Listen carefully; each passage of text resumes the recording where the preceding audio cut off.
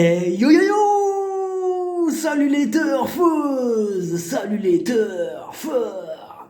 Bienvenue pour un nouveau pronostic de Benoît Requin! Merci pour vos likes! Eh ben, pas pour vos commentaires parce que y en a plus. Plus commentaires. Ah ouais, c'est vrai ça! Bon, on en reviendra après. Bon bah merci pour vos likes et puis vos tentatives de commentaires.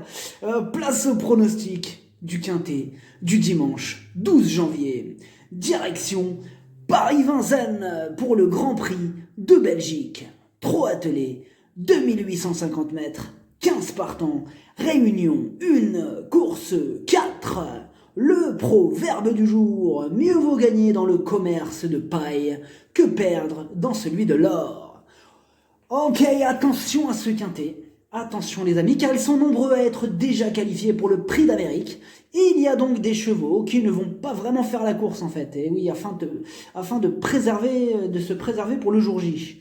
Mais on va voir ça ensemble tout de suite.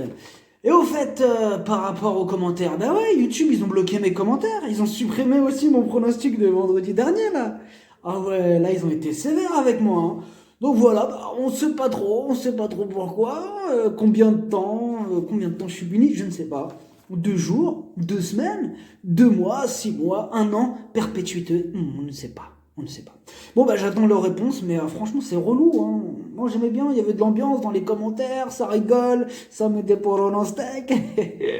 Ah démarre les amis, non j'ai hâte de pouvoir rediscuter avec vous. Ah ouais, mais quand? C'est ça le truc. Ah non. Bon, on commence ou on commence le pronostic? Allez, on commence. On commence avec le numéro 1, Alcoa. Ces 2 dernières sorties sont excellentes. C'est le moins riche de la course, mais contrairement à d'autres, il va être lancé au maximum de ses capacités pour obtenir le meilleur classement. On le garde. Le numéro 2, Epic Jury. Il vient de gagner au niveau groupe 3. Cette fois-ci, il retrouve des chevaux encore plus forts, mais sur sa forme, une place est dans ses cordes. Le numéro 3, Estola. Elle a une préférence pour de plus petites distances et le niveau semble un peu relevé pour ses réelles aptitudes. Donc sans en faire une totale impossibilité, il y a d'autres chevaux qui passeront en priorité. Le numéro 4, Excellent. Lui, il est qualifié pour le Grand Prix d'Amérique grâce à sa victoire là dans le Ténor de Beaune. Cette fois-ci, il garde ses chaussures. Il va garder son énergie aussi pour le jour J. Ici, ce n'est pas une course visée, même si sur sa classe, sans forcer, une 5e place peut lui revenir. Le numéro 5, Détroit, Castelet. Lui, par contre, il n'est pas qualifié. Et c'est peut-être sa dernière chance pour obtenir son billet. Alors, il va jouer sa carte à fond. Attention à lui. Le numéro 6, Looking, superbe. Alors lui, il est qualifié, donc il garde ses chaussures. Mais il monte en condition, et même ferré, il peut accrocher une place en bout de combinaison, donc mieux vaut ne pas le sous-estimer non plus, hein. Le numéro 7, Enino, du Pomereux. Lui, il n'est pas encore qualifié, donc il arrive en mode course, déféré des 4, prêt à tout donner pour enfin obtenir sa qualification. Il va défendre chèrement ses chances.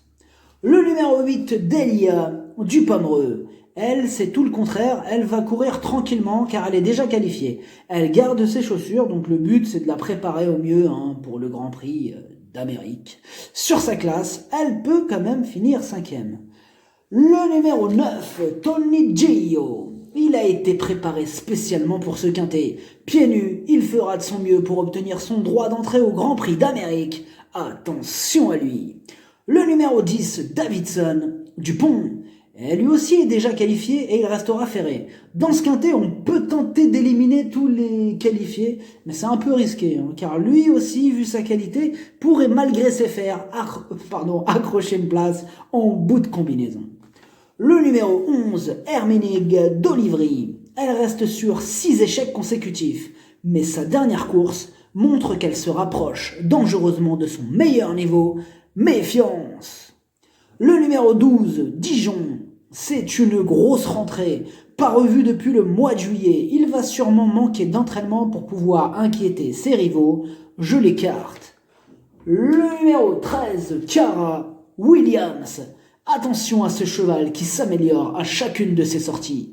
Déféré des 4 pour l'occasion, il va tout donner pour obtenir le meilleur classement. Il peut remettre les pendules à l'heure dès dimanche. Le numéro 14, USA, Jocelyn.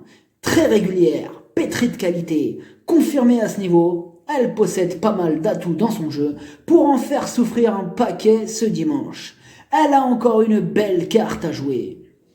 Le numéro 15, Bélina, Jocelyn. Mieux vaut ne pas tenir compte de ses 5 dernières contre-performances, car cette fois-ci, elle sera déférée des postérieurs et le terrible Jean-Michel Bazir s'installe au sulky. Tout est réuni pour voir la championne remonter sur le podium.